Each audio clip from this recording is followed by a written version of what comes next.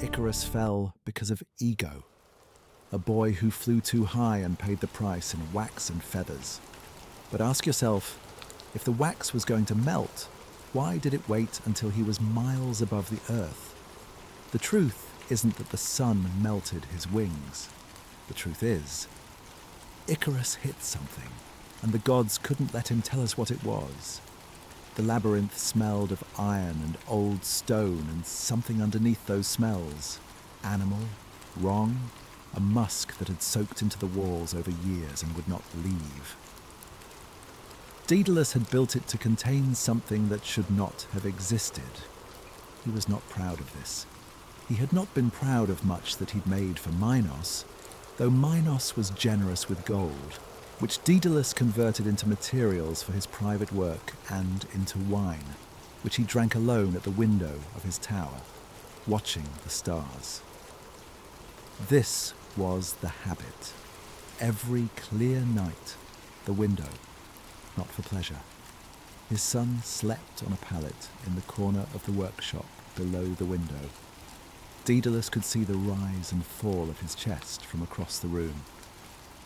17 years old this winter, Icarus, lean and long-limbed in the way of boys who've grown fast and haven't settled into it yet, or reach and height without the weight to anchor it. He had his father's hands, wide at the knuckle and precise at the fingertip, but not his father's patience. Where Daedalus could spend 3 days refining the articulation of a single bronze joint, adjusting the tolerance by fractions until the movement was exactly what he wanted, Icarus finished the same class of problem in a morning and spent the rest of the day throwing rocks off the tower wall into the sea below. The boy was not stupid. He was something that made stupid look manageable. He was fast and bored and certain, with the specific certainty of young men who've been given partial information and have correctly deduced there is more. That the world held considerably more than he'd been shown. Daedalus watched him sleep and thought about wings. He had been thinking about wings for 11 years. Not bird wings, not the poetic conceit of it. The precise mechanical engineering of a device that would carry a human body to a specific altitude under controlled conditions. The notebooks in the cedar box beneath the false panel. Beneath his workbench were full of this thinking. Pages of atmospheric calculation, diagrams of feather geometry, notes on the load-bearing properties of hollow bone, records of the melting points of various wax compounds under different temperature and pressure conditions. 11 years of private science, locked up and hidden, while he built labyrinths and bronze guardians and mechanical birds for the amusement of a king who didn't deserve them. The anomaly had started it. He had been on a rooftop 11 years ago, a flat limestone roof above the eastern port of Knossos, a place he went when he needed to think without the workshop's smell of metal and lamp oil around him. And he had watched the stars, not casually. He'd been tracking a specific quadrant for 3 nights, following what he believed was an inconsistency in the expected positions of a cluster he'd been charting for years. And on that 3rd night, in the particular hour that sits between full dark and the faint eastern brightening that precedes dawn, he had seen something that could not be there. A light, stationary, blue-white, perfectly fixed in a quadrant of sky where no star charted. Not a falling star, not a planet. Those moved and moved predictably. This was fixed. Geometrically fixed, as though it had been placed with precision at a specific coordinate in the sky and left there. He watched it for an hour. It did not move. It did not vary in intensity. It was simply there, perfectly still, perfectly bright, in a place where nothing should be. He went home and wrote in a new notebook, the first of what would become the Cedar Box collection. The sky is not empty in the way we believe it empty. Whatever is above is not what we've been told. There is a boundary. I intend to find it. And below that, added a week later, I will not send my son alone, but I will send him first. He had not examined that second note too carefully in the years since. The wings were mostly eagle feathers with falcon, and one enormous vulture feather that had cost him a month's earnings from a trader who came up from Egypt carrying goods and no questions. The quills were threaded on copper wire drawn finer than hair, a process that had taken Daedalus 2 attempts and a redesigned draw plate to achieve. The wire ran through frames of hollow bird bone, each section selected over 2 seasons from the detritus of falconers and hunters, and the occasional dead eagle found on the eastern cliffs. He had boiled the bones in salt water and dried them in sequence and bent them slowly over months until each arch held the exact curve he wanted. The load-bearing geometry that his calculations said was necessary, not for normal flight, but for sustained ascent to an altitude no bird had ever demonstrated reaching. The wax compound was his quietest secret. He had developed it in the small iron furnace in the corner of the workshop, testing it every few weeks over 4 years. Heating it, cooling it, compressing it, heating it again in different configurations, logging the results in a separate notebook that he kept inside the cedar box, wrapped in oilcloth. The compound's melting point sat nearly twice as high as ordinary beeswax, nearly 3 times that of tallow. It would not melt from ambient heat at altitude. It would not melt from solar radiation at any altitude any human body could survive. If the wings failed, they would not fail because the wax melted. He had let Crete believe otherwise. He had let the story be what it needed to be. Desperate invention.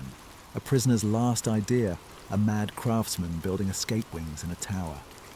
That story had a comfortable shape. It ended in one of 2 ways, escape or tragedy. And either way, it stayed small, stayed human.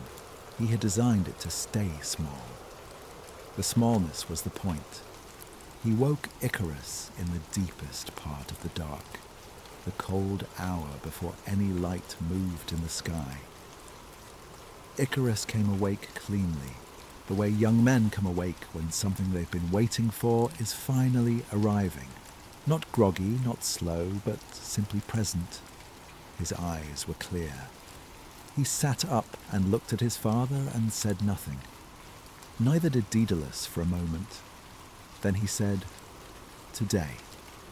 Icarus rose and went to the window and stood there looking at the sky in the way Daedalus had been teaching him to look since he was 12.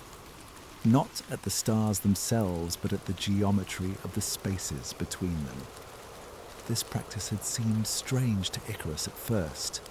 He'd asked about it plainly. "What am I looking for?" "The geometry." "Geometry of what?" Daedalus had said, "Of whatever made the stars." He'd watched his son take this in and not argue with it. Not ask for clarification, just absorb it and file it and go back to looking. He'd thought then that either this quality would save the boy or be his undoing. Probably both. The harnesses went on in the dark, Daedalus working each buckle twice and running his thumb along every seam. His hands were steady. His chest was not. He was aware of his breathing in a way he was not normally aware of it. He kept working, kept his hands moving, because this was the only thing that helped. The doing of the precise thing, the physical task, narrowing the world to the width of a buckle. "Remember," he said, straightening the left wing strut, "the altitude won't feel like anything. That's what I need you to hold on to. The air will thin and you will not feel it happening. You'll think you can push further. Father, watch the light. When the color changes, not lightens, changes, you stop climbing and you look. You don't push through the color change. Father, he stopped talking. I know all of it, Icarus said. Not irritably, flatly, the way you state a fact about yourself. He did know all of it. They'd been through the protocols 100 times over the past year. The altitude markers, the visual cues, the 3 specific conditions under which he should consider turning back.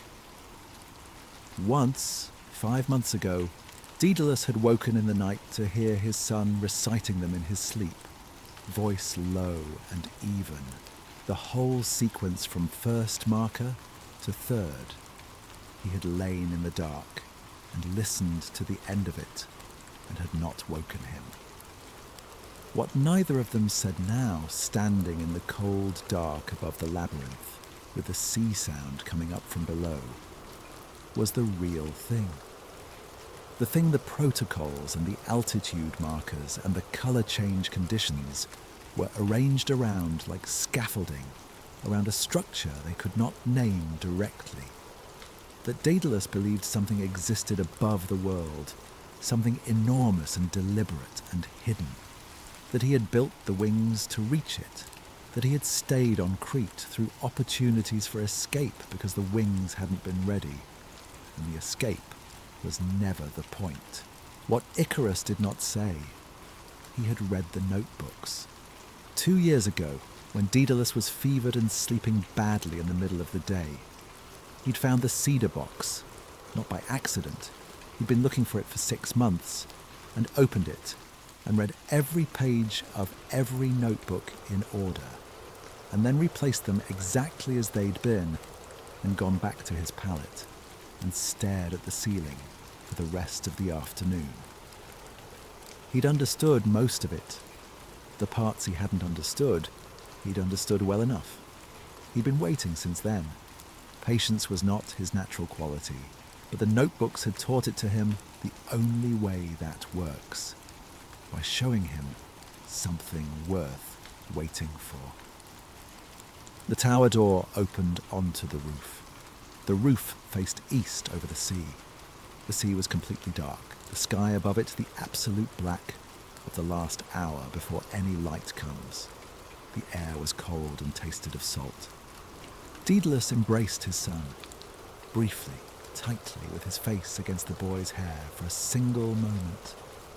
"Watch the light," he said. "I know," said Icarus. He stepped off the roof and was gone. The wings worked.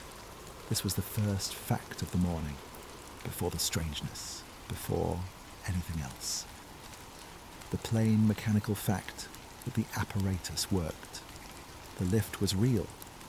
The air was doing precisely what the calculations said it should do, supporting the angle of the feathers, transmitting force through the copper wire and the bone struts into the harness into his body, carrying him upward with the reliability of a well-engineered thing, doing what it was built to do. He had believed it would work because his father had built it. But belief and knowing are different countries, and the crossing from one to the other happened in the first 3 seconds off the roof, and the knowing was stranger than the believing had been. Stranger and more solid. He was in the air, he was rising, it was working. He climbed. Knossos fell away below him. The labyrinth entrance was a dark mouth in the stone of the palace complex, the palace itself becoming a pattern of pale walls and shadows, then a shape, then too small to read. The sea spread out from the island's coast, dark and faintly silver. Fishing boats like seeds scattered on it, the fires of the early rising harbour workers, small orange points along the waterfront. His father was a grey figure on the tower roof, then a smear, then nothing. He climbed. The sun rose as he did, and this was the first wrong thing. Not visibly wrong, nothing dramatic. It rose through its usual progression, the dark giving way to red along the eastern horizon, the red warming to orange, warming to gold, the sea changing colour underneath it, the whole slow show of a dawn. He had watched 1,000 dawns. This one looked the same. But the speed was wrong. Too smooth, too metronomic. Dawn has irregularity in it. The clouds catch the colour unevenly. The horizon isn't perfectly flat. The light comes faster in some moments and slower in others depending on the thickness of the haze. This dawn was even. Controlled, he thought, and then put the word away to examine later. It was too strong a word for what he could actually observe. He filed it. He flew. The air grew thin the way his father had described. Not dramatically, not a sudden privation, but a gradual withdrawal of substance, like water thinning with distance from a spring. His breathing deepened to compensate.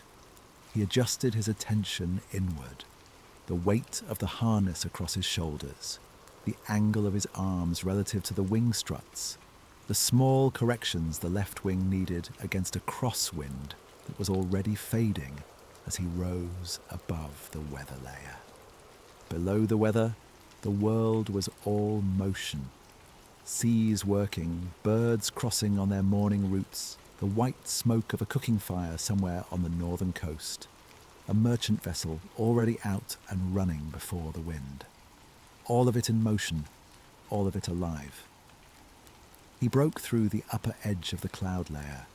Above the clouds, the sky was a different country. The blue up here had more darkness in it than blue should. Not nighttime dark, not the dark of storm, but something interior, a quality of depth that the skunky at ground level didn't have. He had looked at open sky his entire life from the tower window, and from rooftops, and from the headland east of the palace, and he had never seen this particular shade. It was the shade of something that went further than he was used to sky going. He was above the clouds now, and the world below was white and perfectly still. And the sky above was this deep, wrong blue, and he kept climbing. The stars appeared. He stopped climbing and hung in the updraft and looked up, and his mind went very quiet. It was morning, full morning, the sun fully up, blazing over the eastern sea below him. Full daylight, and above him, in the deep blue sky, there were stars. Not the faint, half-present stars of the hour before full dawn, fighting the growing light and losing. These were full stars. Midnight stars, burning clearly and calmly without apology in a sky that was flooded with daylight. He looked at them, and they looked back, steady and indifferent, and absolutely real. And they were wrong. Not wrong in the way of unfamiliarity. He'd charted the sky since childhood, knew the main clusters and their seasonal positions, could find the important ones by name in full dark. These stars were in different positions, not drifted, not shifted by season. The drift of seasons was gradual, a matter of degrees over months. This was categorical, fundamental. As if what was above him was a different sky altogether.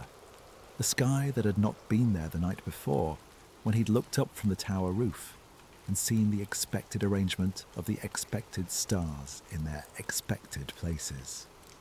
He stayed there in the updraft for a long time. The wings required almost nothing from him at this altitude. Some gentle adjustment, the occasional small correction. And he used the stillness to look, to try to find one familiar arrangement in what was above him. He found nothing he recognized. The geometry his father had written on the first page of the first notebook in large letters, underlined twice. The geometry of whatever made the stars. He climbed. The sound left him somewhere in the next 1,000 feet, and it left the way a lamp goes out when you cover it. Not fading, not diminishing, but simply ending. One moment he could hear the whisper of air across the feathers, the small structural complaints of the bone and wire frame doing its work, the rhythmic creak of the leather harness at his shoulders. Then those sounds were gone. Not muffled, not distant, absent.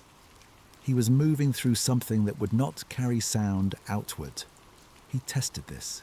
He said his own name aloud in the still air above the clouds. Nothing returned. Not an echo, not a reduced version. Nothing. He felt his throat move, felt his mouth shape the syllables, but the sound, if it existed, went nowhere. Dissolved immediately into whatever this medium was. He said it again. Nothing.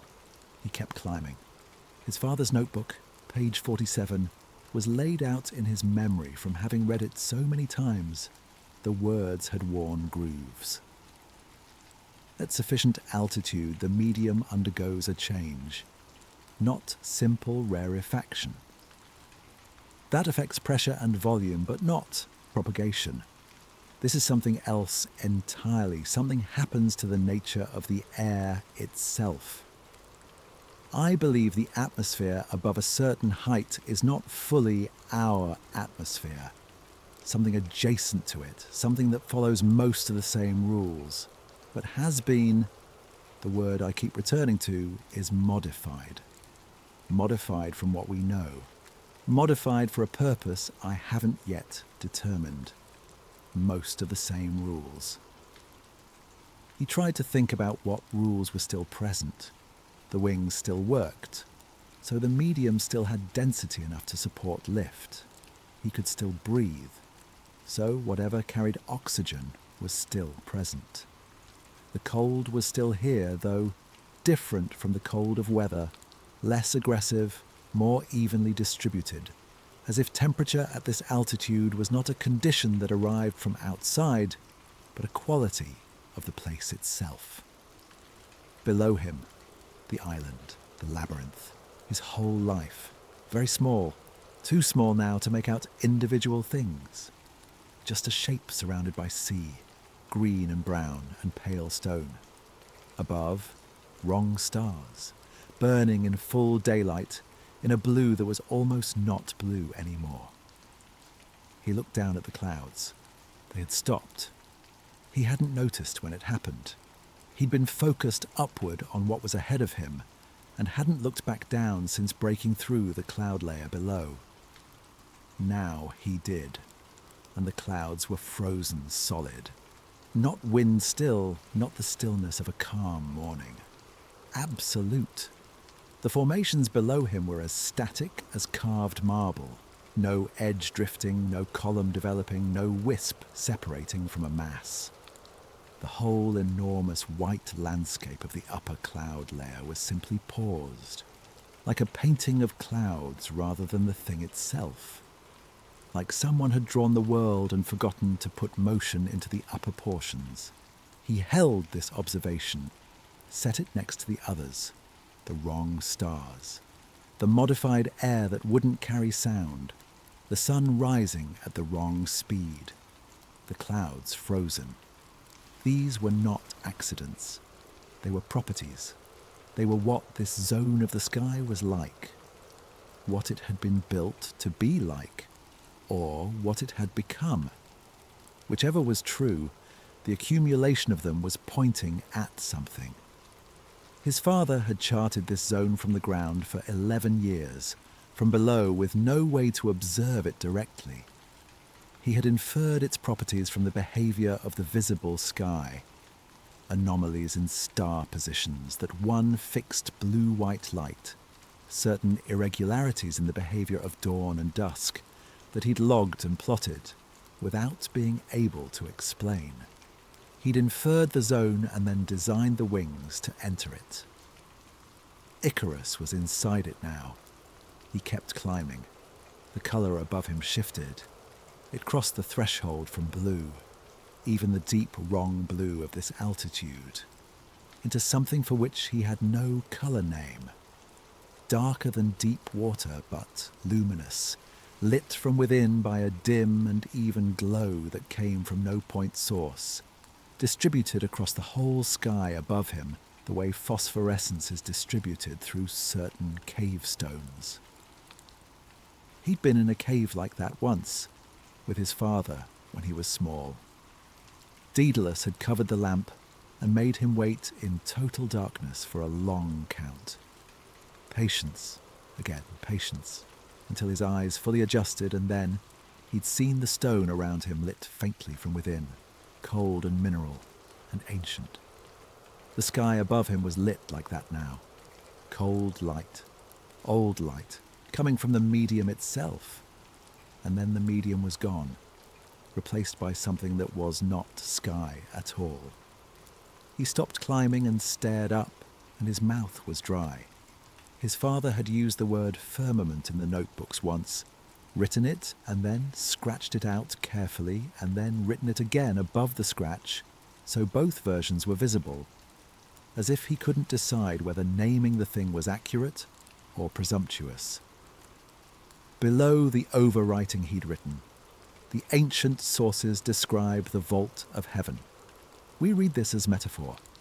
We have agreed collectively and without examination that it is metaphor. I no longer believe that agreement is correct. I believe the vault is structural. I believe the sky does not simply end in darkness. It ends against something real. The something real was above him. It covered everything. Not a section of the sky, not a feature of it. The whole sky, from horizon to horizon, was closed off above him by a surface. A ceiling to the world, which meant the world below was a room, which meant this room had been built by something, which meant there was a builder.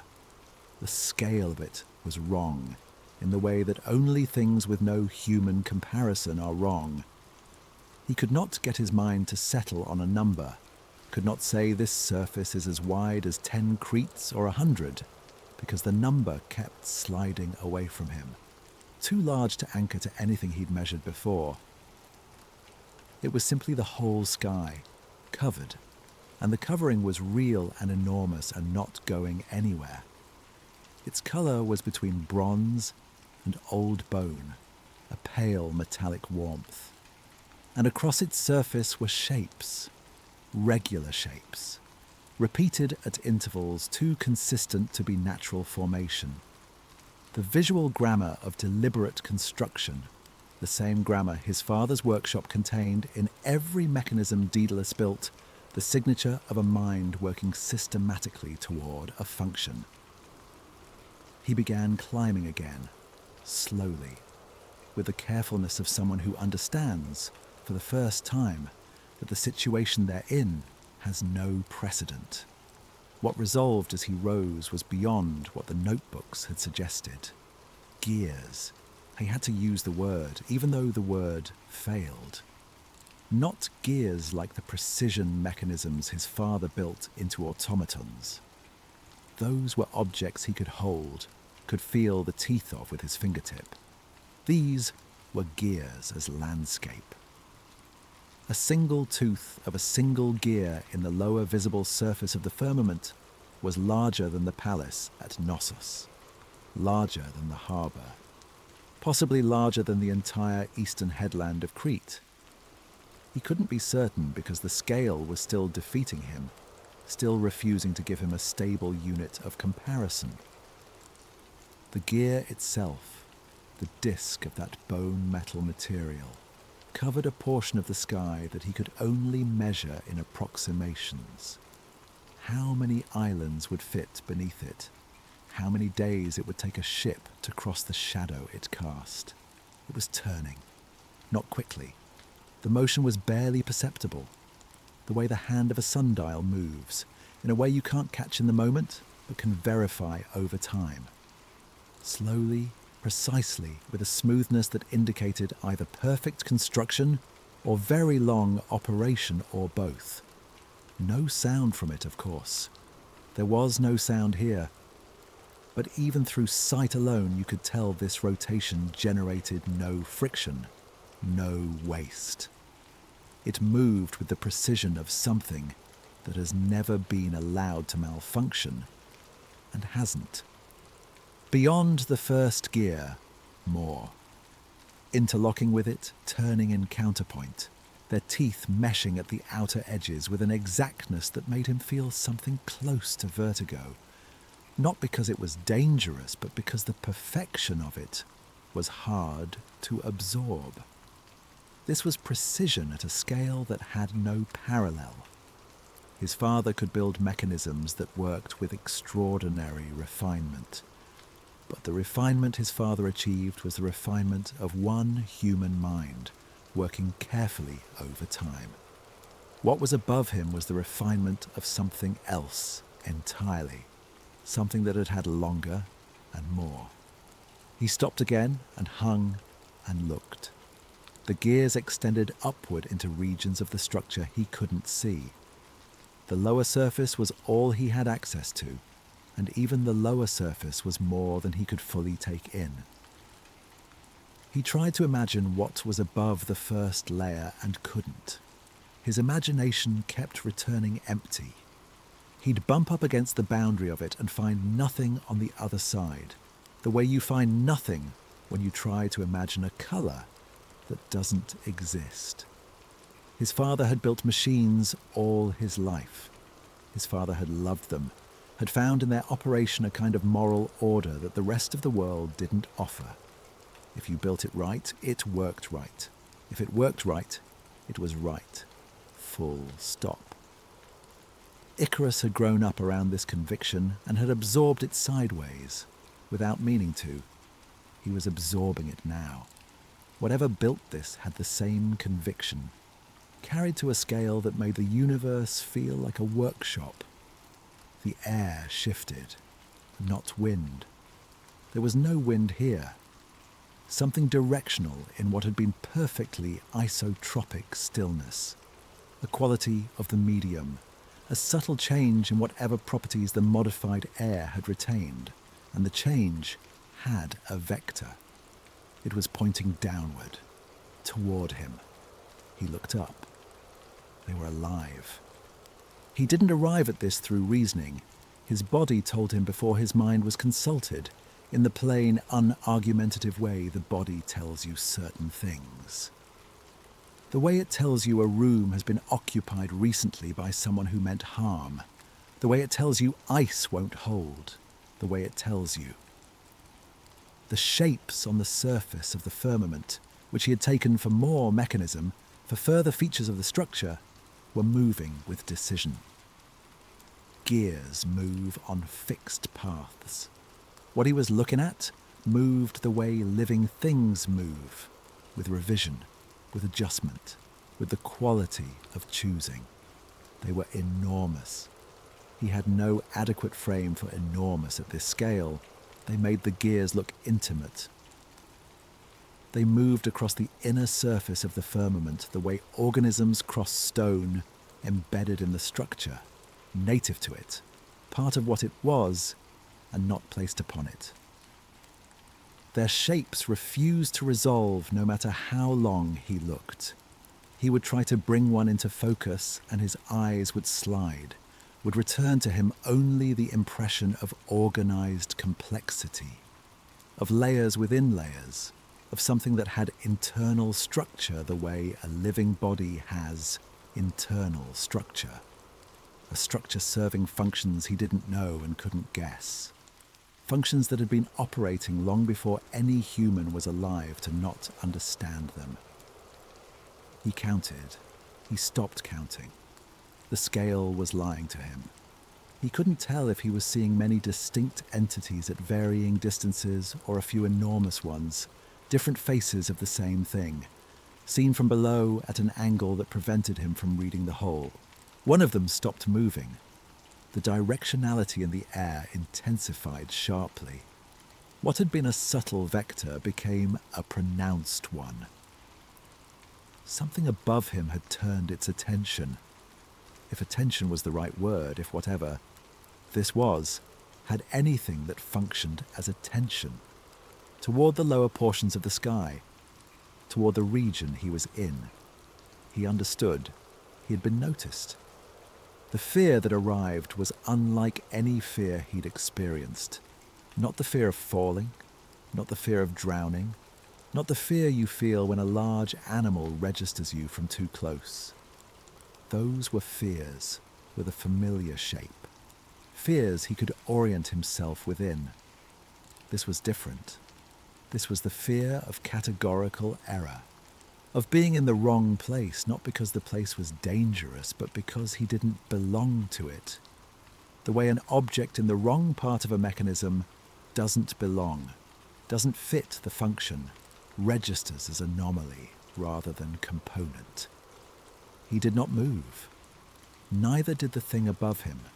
He hung in the silent, star-lit daytime air miles above the world, and looked up at the thing that was looking down at him, and in the stillness of it, he thought clearly, with the particular clarity his father had trained into him. Think when everything else is screaming, especially then. He looked at the stars burning in the firmament surface and understood something he'd almost had before, almost assembled from the notebooks and the wrong positions, and the fact that they burned in daylight without competing with the daylight. The stars were lights in the structure, not fires in infinite empty dark. Lights on a surface. The same way a lamp in a harbour window is visible at sea and looks, from far enough out, like a star, but isn't one, is a lamp, is placed deliberately by human hands to mark a location. Every star was placed. Every star was part of the machine. The sun below him, the disk blazing above the eastern sea, the thing the stories said had punished him by melting his wings, was not a fire in space. It was a mechanism. It moved through its arc on a track, determined by the gears above him, driven by the operation of the firmament, lit its portion of the world on a schedule set by something older than the world it lit. The moon was another such mechanism. The tides the moon drove were also, therefore, mechanism. The seasons, the tilt and turn of the year, the reliable cycle that farmers built their lives around, all of it derived from the gears. All of it deliberate. All of it maintained. The guardian above him moved, not towards him directly. It moved along the inner surface of the firmament, and the angle of its motion relative to him changed, and the way the angle changed told him, not thought, not deduction, something more physical than either, a reading of the situation the way you read weather from the colour of the sky, that what was about to happen would happen fast. He looked down at the world. Crete, far below, was a green and brown shape surrounded by the steel blue sea. The clouds between him and the island were still frozen, the painted clouds of a painted world. He could see the curve of the island's coast, the white of the harbour, the dark mass of the palace complex with the labyrinth at its heart. He could not see his father, too small, too far. He was aware, looking down at it, of how much was in that view. His whole life, everything he'd known, every morning and evening of 17 years, compressed to a shape you could cover with your hand. He thought, it's beautiful from here. He thought, I would have liked more time. The guardian came off the surface. It came from above, and it was not light, and it was not sound. The silence broke the instant it arrived, broke like a bell struck from the inside. One enormous low resonance that passed through the wing frames, and through the harness, and through the bones of his chest, and was gone before he could fully register it as a sensation. Then, the force. Not a blow the way stone is a blow, not impact the way a wave is impact. The force had structure to it, internal organization. It arrived in a pattern, chest and left shoulder primarily, a concentrated transfer of something that was not heat and not pressure, but that behaved like both, and he felt the geometry of the wings change before he consciously understood what was happening. The copper wire fractured at two joints simultaneously. The bone struts on the left side bent past their design tolerance in a single instant, not gradually, but in one precise overload. The left wing folded against his body. He had a fraction of a moment to register that the wax was intact. The wax compound his father had spent years refining. The compound with the high melting point. The compound that was supposed to survive solar heat at altitude. It was intact. The wings hadn't failed because the wax melted. The wax was fine. The wax would be fine all the way to the water. Then he was falling. He fell through the silent zone, and the silence broke as he entered the lower atmosphere. The rush and scream of wind through the fractured wing struts. The terrible percussion of broken mechanism, moving too fast through air that could carry sound again. His arms were wrong, the left one constrained by the buckled harness, the right one catching air and spinning him so that he fell in an irregular spiral rather than clean. He fought for stability and got something between instability and disaster, and fell through it. He noticed, in the periphery of the chaos, that the clouds below him were moving. The world had been switched back on. Whatever quality of the firmament had held the clouds static during his ascent, held time static, or motion static, or some property of the lower atmosphere that produced motion. That quality was reversed now. The clouds were alive again, moving normally on the wind, and as he plunged toward and then through them, the world rushed up at him with all its chaos restored. Wind, cold, the grey interior of the cloud, then the sudden brilliant open air below the cloud layer with the sea below that, the sea coming up fast. The feathers caught fire, not from the sun. The sun was behind him, and below him, in the wrong direction entirely, had nothing to do with it. The fire came from velocity. His descent had built enough speed that the air against the feathers was generating heat, and the feathers were dry and precisely arranged for aerodynamics and not for resisting combustion. They caught at the tips and burned inward fast, the fire moving against the air pressure the way fire in strong wind always moves. Not out, but in, deeper into the fuel. The wax, structurally compromised by the buckled frame and now surrounded by burning feather material, gave way as the heat reached it.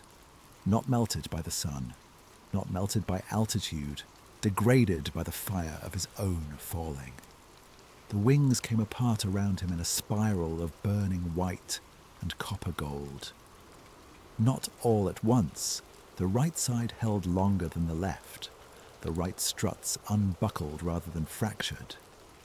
He fell out of them piece by piece, the burning pieces separating on the wind and spiraling in different directions. And then he was free of the harness entirely, just a body falling. Just Icarus without the apparatus. Just the boy. The sea came up. He hit it wrong. Sideways. Left shoulder leading because the left shoulder was the damaged side and his body had tried to protect it and got the geometry of the impact wrong. Cold took everything. Dark took everything. He swam. He had decided this in the dark water before he was fully conscious of deciding he was not going to die. His body argued with this decision for some time, the cold having opinions, the broken shoulder having opinions, but the decision was made and he held it, and he swam upward in what he hoped was the direction of upward, and eventually the water changed colour from black to dark green to grey to a grey with light in it, and he broke the surface and breathed. He was alive. The sky above him was completely ordinary. He swam for a long time.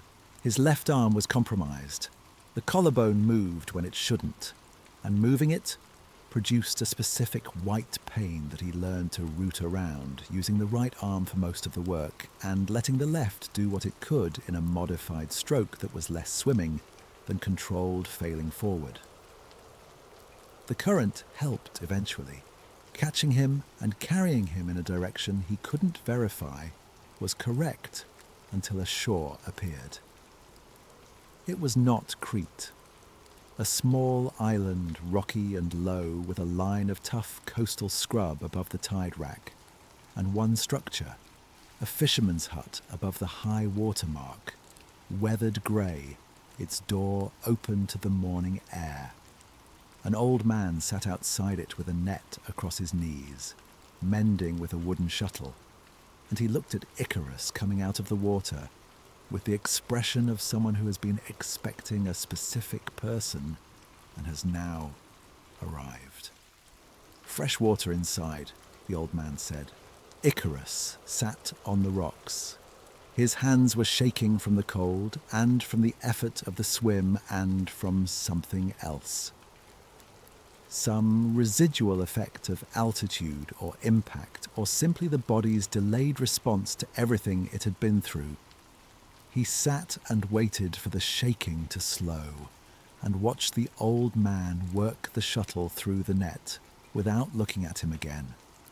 The water inside the hut was in a clay pot, cold and clean. He drank a great deal of it. His chest, when he looked at it, was bruised in a pattern he'd never seen in any medical text his father owned.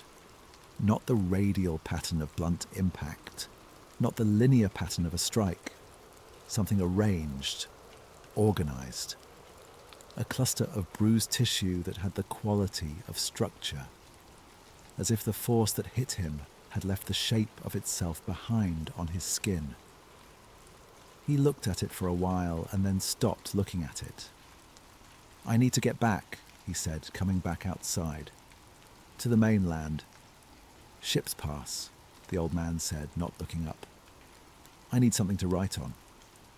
The old man set down the shuttle, went inside, came back with a strip of linen, a small clay cup of the charcoal paste used for marking nets, and a sharpened reed.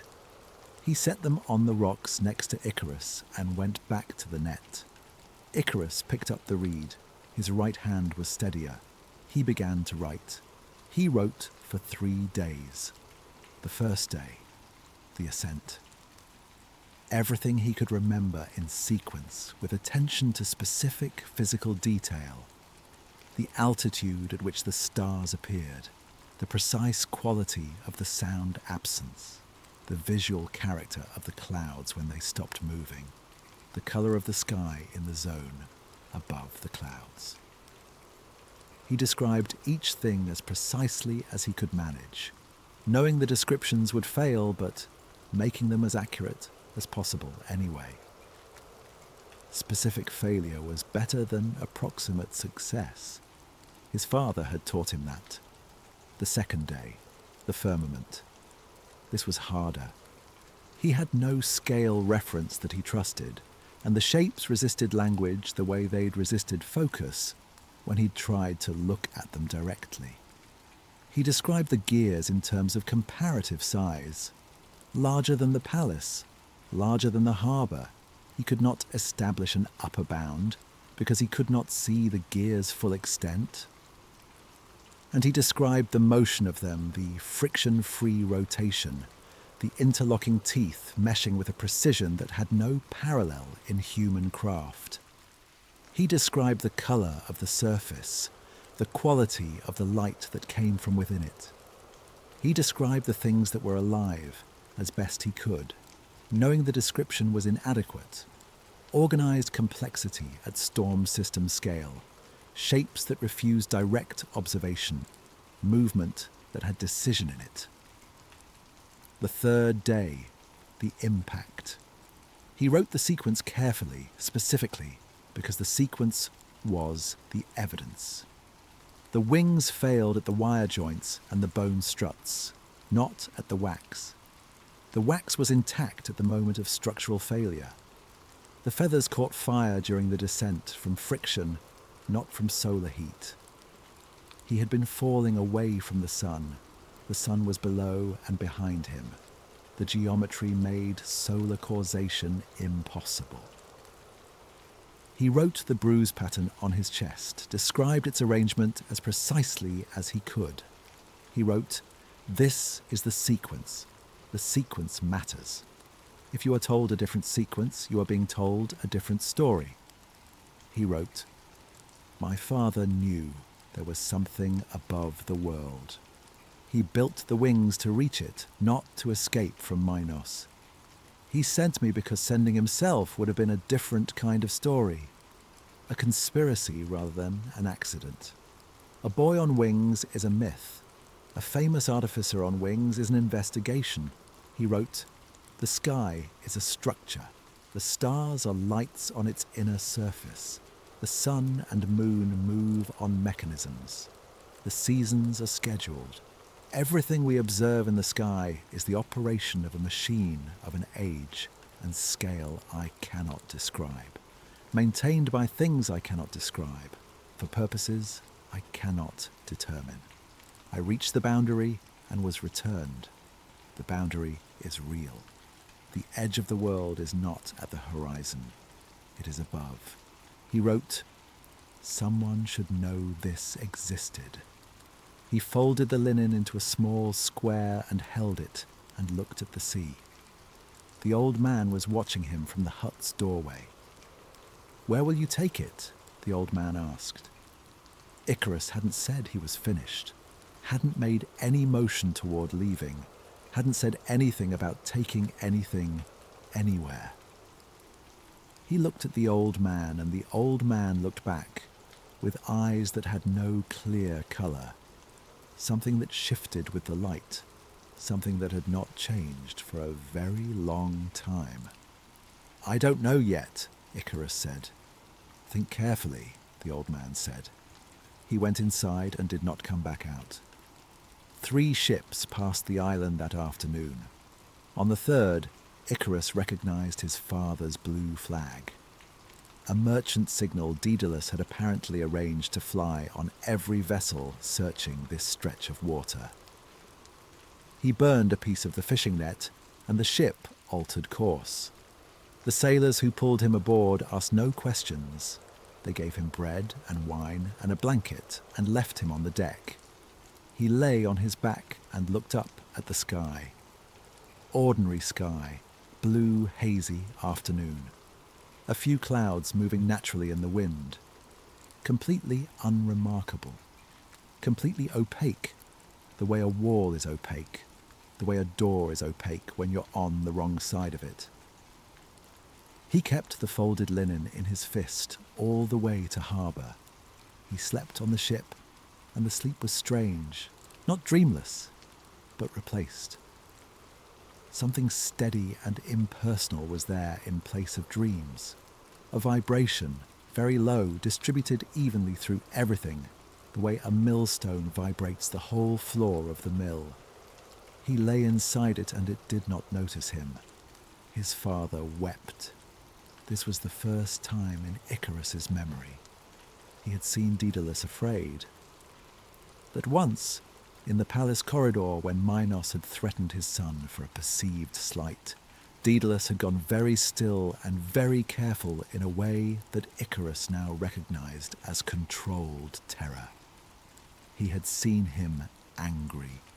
He had watched him process grief in the mechanical way he processed everything, converting it into calculation, letting the work metabolize the feeling. But he had not seen him weep. He wept in the doorway of the mainland workshop, holding his son's good shoulder with both hands, his face against the boy's hair.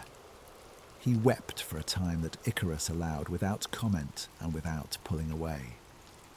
His father had earned this in whatever economy applied here. He let it go on until it stopped.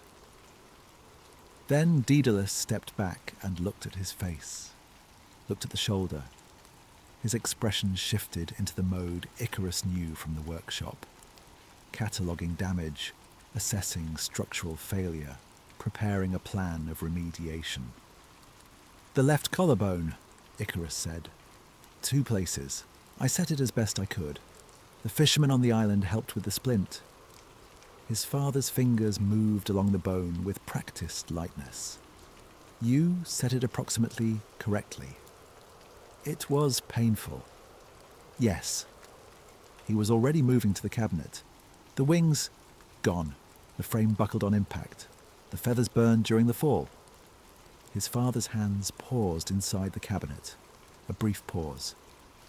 "After the impact," he said. "Not a question." "After the impact," Icarus said. "The wax was intact. The frame failed at the wire joints and the bone struts. The feathers caught fire from the friction of the descent. In that sequence, Daedalus came back to the table with the splint materials and began to work without meeting his son's eyes. "You knew there was something up there," Icarus said. His father said nothing, his hands measuring the splint against the forearm. "You built the wings to reach it, not to escape from Minos. We could have escaped 3 years before we did. You had enough of the wing design completed. Minos's attention was elsewhere. The harbour was poorly watched that winter. I remember that winter. You chose to stay. You kept refining the altitude calculations. You were solving for the approach."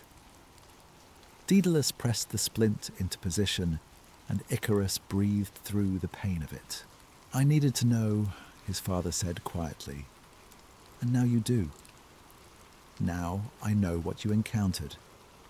He began wrapping the cloth, careful, overlapping turns. "What you encountered and what's there are not the same information. I wrote everything I could." Icarus produced the folded linen with his right hand, set it on the table between them.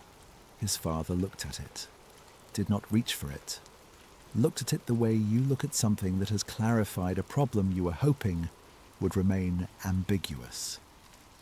"They'll want it," he said. "Who?" Daedalus tied off the wrap, set down the cloth, was quiet for a moment, looking at the linen on the table. "The gods are not what they present themselves as," he said. "I have believed this for years, and I want to be precise about what I mean. I don't think they're absent, and I don't think they're powerless. I think they're local. They govern a specific system. The system inside the firmament. The system you saw operating above the clouds. But the system they govern is not the highest system. What you saw is not Olympus. It is what Olympus runs on. And what built the firmament is something else again, something that neither we nor the gods have direct access to." He paused. "The gods are afraid of it, or they serve it. Most likely both, in a way where the distinction has stopped mattering to them. And they'll want the linen because they have done this before." Daedalus stood and went to the window. The sky outside was the deep orange of early evening. Ordinary. I have seen, in my years of searching through old materials, texts and fragments and tablets that circulate among certain scholars who don't advertise what they're looking for, I have seen descriptions of the sky that don't match what we currently teach. Very old descriptions, pre-mythological in some cases, written before the mythology was standardized. In those descriptions, the sky above the clouds has properties, has features. There are words for the features, specific words, that do not appear in any current text in any language I've read. The words have been removed, the descriptions have been replaced with stories where the sky above the clouds is simply the province of gods, undefined, unstructured, not something a person could encounter and observe and describe. Not something with gears. He turned from the window. "They made it into a lesson," he said. "A boy who flew too high. A boy who was too proud, too ambitious, who failed to listen. That's not a story about what's above the clouds. That's a story about obedience. so they'll do it to mine. They will try. He picked up the linen finally, held it with both hands. This needs to not exist. I remember everything I wrote. I know. I'll remember it until I die. I don't know how to stop. No. His father set the linen down and looked at him. Neither will I. He lived, not in a diminished way, not rebuilt around an absence. He lived fully, which was its own surprise. He had half expected the gods to do something more definitive, some divine correction more thorough than the one that had already been applied. Nothing came. He moved to the mainland. He found work. He met a woman who asked careful questions and did not push when he stopped answering them. They had children, a son who asked too many questions and a daughter who asked none and watched everything instead. He worked. The shoulder healed imperfectly, a slight restriction in the range of the left arm that he carried for the rest of his life, without complaint. He got older. He told no one what he had seen. His father had said it plainly on the ship coming back from the island. The story is already being told. We don't control which version survives. We can only choose whether we help with the revision. The revision spread with the efficiency of things that have help. By the time Icarus was 25, the story had taken its familiar shape. By 30, it was fixed. The boy, the wax, the sun, the sea, the lesson of hubris, the warning about ambition overreaching itself. It was in clay tablets and festival songs, and the rhetorical examples of philosophers illustrating points about the danger of excess. The wax. Everyone came back to the wax. The metaphor was too clean to resist. Pride is the wax. Heat is divine scrutiny. The fall is justice. People took it and didn't look further. He heard it told once at a spring festival, a travelling poet with a good voice and a crowd that moved when the crowd was supposed to move. Some people nearby wept. It was a well-built story. It had a satisfying shape. Walking home afterward in the dark, he thought about the old man on the island, the shifting eyes. Where will you take it? Nowhere. He'd kept it. This was the error in the revision that his father hadn't anticipated. You can replace the story. You cannot replace the person who lived it. He was walking through the dark with everything intact inside him. The daytime stars, the clouds stopped, the vast, slow turning of the gears, the shapes that were alive on the surface of the firmament, the organized weight of the Guardian's attention, the structured force of the impact, the sequence of the fall, all of it present, none of it fading, carried the way you carry something you've stopped noticing only because you've been carrying it for long enough that it's become part of how you hold yourself. His daughter was 12 when she asked him. He was at the window. He went to the window most evenings, looking at the sky, not searching for anything specific, just looking. The habit was unbreakable, and he had given up trying to break it. "You were really there," she said. Behind him, working rope, braiding. She said it without emphasis, like confirming something she'd already accepted. "I've never told you that," he said. "No." She kept braiding. He turned. She had his eyes, or his father's eyes, which had become his. And she was watching her own hands, but not seeing them. "They changed the story," she said. "Yes." "Why?" Not a question. The kind of why that means, say it plainly. I can handle it. Because the real story tells you something about the structure of the world, he said. And they would rather you believe the world has a different structure. One without a ceiling. One where the sky just goes on forever, and the stars are fires in infinite darkness, and everything moves by natural law rather than by mechanism. He paused. A world like that is easier to manage. She set the rope down. It goes all the way around, she said. The ceiling, the whole world. Yes. And the stars are lights on it, in it, part of its surface. She looked up at the ceiling of the room, plain wood and plaster. The ordinary ceiling of an ordinary house, built by ordinary hands. Above it, everything else. So we've always been inside something, she said. Yes. And they don't want us to know. I don't know what they want, he said carefully. I know what they did. I don't know if want is a word that applies to what they are. She was quiet for a while. Outside, the sky was deepening toward dark, the first stars appearing, placed he knew now set in the surface, lights in the machine. Does it still scare you? She asked. After all this time? He thought about the Guardian coming off the firmament's surface, the organized force of the impact, the bruise pattern that had taken months to fade, leaving nothing behind, no scar, no permanent mark, as if the thing that struck him had calibrated its strike to leave no long-term evidence. Not the way it did, he said. Now it's more like... He stopped, tried again. I can't stop going to the window every evening, not looking for anything, just... I can't stop.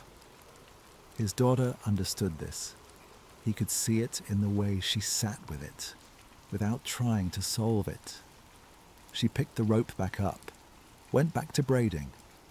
The two of them stayed in the room while the dark came on outside, and the stars came out one by one in their fixed and perfect positions, exactly where they'd been placed, telling the story they'd been built to tell, the story about infinite darkness and natural law, and a sky that goes on forever. The story everyone believed, which was not, and had never been, the true one. The story persisted, not his, the other one, the smaller one with the comfortable shape. It spread the way well-engineered things spread, not slowly, not through persuasion, but with the efficiency of something that fits a space that was waiting for it. People needed the story. It gave them the right kind of warning, a warning about themselves, about their own ambition, about the danger of wanting too much. That kind of warning is always welcome. It confirms a worldview. It makes the universe feel supervised in a way that's manageable. God's watching, pride punished, the young corrected by consequence, the old validated by the correctness. The story was a good fit for the space available, and it went into the space and stayed. The other story has no lesson. This is its problem.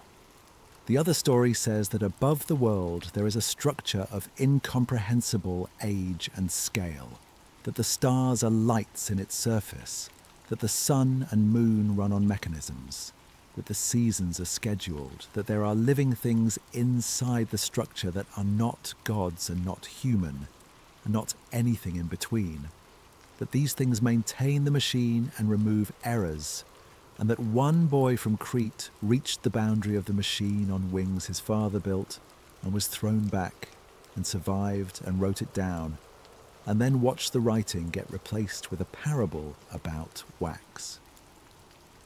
That story doesn't tell you what to do. It doesn't tell you to be humble or to listen to your father or to stay within your proper altitude. It tells you that your proper altitude is being managed by something that decided your proper altitude long before you were born, and that the sky is a ceiling, and that the ceiling is maintained, and that whatever is maintaining it has been maintaining it since before the oldest stories. That's not a lesson. That's a condition. The linen was never found. Daedalus burned the notebooks in an iron brazier in his final workshop, a room in a city on the mainland that no longer exists under that name. He read each page once more before the fire took it, sitting by the brazier in the early morning, before the workshop filled with the noise of the city outside. The last notebook, last. He held it for a while before opening it, and then read it through and set it in the fire and watched it go. He went outside and looked at the sky. The sky was doing what the sky always did. He looked at it for a while. Then he went back in and didn't come out again until the day was well advanced. The story of the wax and the sun became the only story. But there are fishermen. This is in several old accounts, obscure ones, the kind nobody reads, who report a strangeness in the morning sky over that particular stretch of water between Crete and the mainland. A quality to the light in the high blue that has no meteorological name, a stillness of the clouds on windy mornings that passes in a few minutes and is gone. A moment when the sky looks less like an opening and more like a surface. They report it and are not believed, and they describe it imprecisely because it is imprecise, or because the language for describing it precisely was removed from the available languages a long time ago, and they go back to their work. Above them, the gears turn. The sun follows its track. The stars hold their positions, set and maintained and permanent, burning from the inner surface of a structure that has no name in any living language, in every sky of every night, since before the oldest story, telling the story they were placed there to tell, which is not the story of what they are. Stand on the highest place you can find on a clear night in the hour before dawn. Look up, not the way you usually look, but the way Daedalus spent years teaching his son to look, not at the stars themselves, but at the geometry of the spaces between them. You may notice something, a regularity that doesn't match random scatter. A pattern in the spacing that suggests a surface rather than a void, something that isn't quite right about the darkness between the lights. You will tell yourself, it's tired eyes, the mind finding shapes in darkness, which is what minds do. You will go inside. The sky will go on being exactly what it is. The margin of the original manuscript contains a second notation in a different hand, older than the main text by an uncertain number of centuries.